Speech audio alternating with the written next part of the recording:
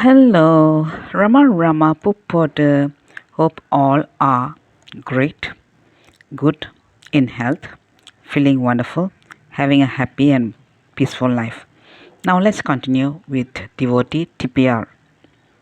There was an aristocratic lady from America who sent a telegram stating that she was coming to India just to be with Bhagwan. She said she was reaching Bombay by ship on a particular date and then taking the train to Madras. She had also written that she would be taking a special train and coming to Arunachala on a particular date. She sent a telegram from Bombay confirming her program. She gave another telegram from Madras. She was disappointed that there was no one to receive her at the railway station. When she arrived at Ramana Ashramam too, there was no one to receive her. She came into the hall on her own. Bhagwan was holding up the newspaper and reading it. She couldn't even see his face. Major Chadwick and Murugala Venkataramaya had been requested to look after her since she was coming from such a long distance and was making a special trip. She was fuming at the treatment she had received. She said, "I am a lady. What have I done wrong? I have taken all the correct steps and come here. Nobody gives me any respect here. And this Ramana Maharshi doesn't even look at me." She was terribly angry. She told Chadwick and Munagala Venkataramaya, "Come to my railway car at 4 o'clock. I will want to talk to you." She left the ashram abruptly. When they went to meet her, she demanded, "Why did Ramana Maharshi not even extend to me a common courtesy? What did I do wrong? I did everything perfectly, but he does not know how to respect or even receive a lady." They said, "Do not talk ill about our master. We will go and report everything to him." She said, "That is the reason why I am saying it. Go and tell him. Let him learn something." The two fearfully reported the incident to Bhagavan. Bhagavan listened with great interest and coaxed them to give him a detailed account. Finally, he assumed his usual poise and said, "Did she say all this? Then this itself will work." That night, the lady had a dream. In the dream, Bhagavan said, "Come back." The next day, she came to Ramana Ashramam, but this time unannounced. From 8 onwards, Bhagavan's eyes were looking at the entrance to the hall. She came at 10, and Bhagavan showered her with his smile. She became a devotee of Bhagavan. Later she said, "We can never judge a master or how he will act. From his action, you cannot decide anything."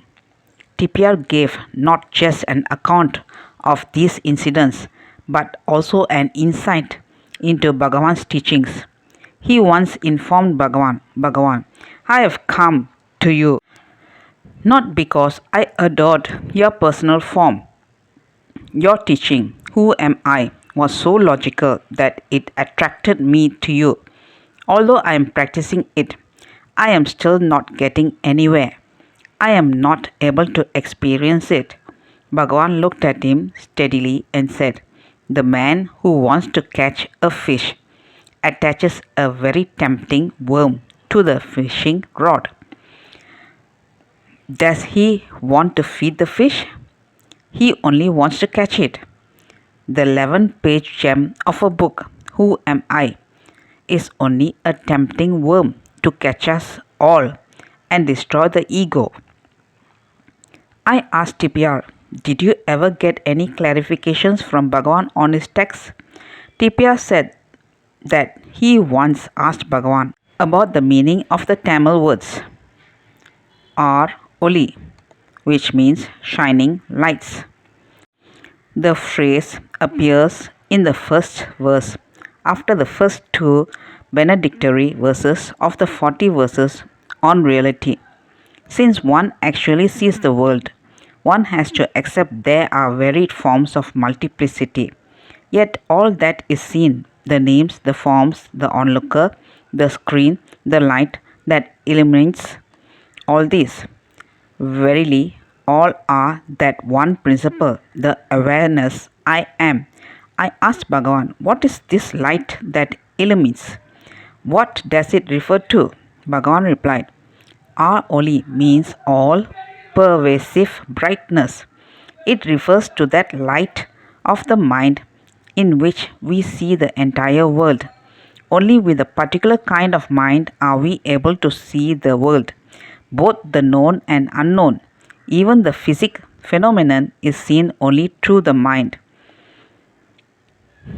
The known we see, the unknown is the vision of God that we long to have. The white light is what we call the self, and what Jesus Christ called fire. The white light is the light of the self, which transcends both light and darkness. No objects can be seen in this light. Here there is neither a seer nor the seen.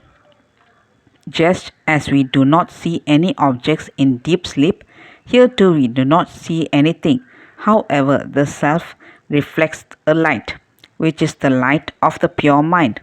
This is the light which gives room for the existence of the entire world to be seen.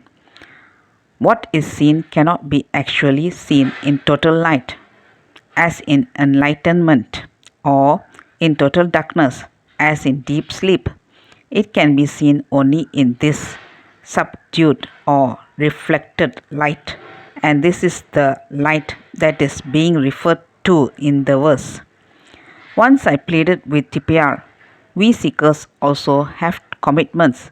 So, how do we balance worldly responsibilities and spiritual aspirations? It seems like a contradiction. TPR replied, I can tell you what happened to me with Bhagavan.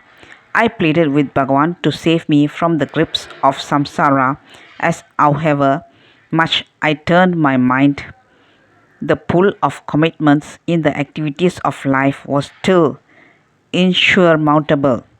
I wanted a way to tide over these involvements. Bhagavan turned around and said with a great laugh, Be like the tiniest chip of wood that is thrown into an inundating and profuse flood. TPR then explained to me the external life of action and involvement of daily life is unavoidable both for the spiritual seeker and others. Assuming that they are very important, men strive for name and fame.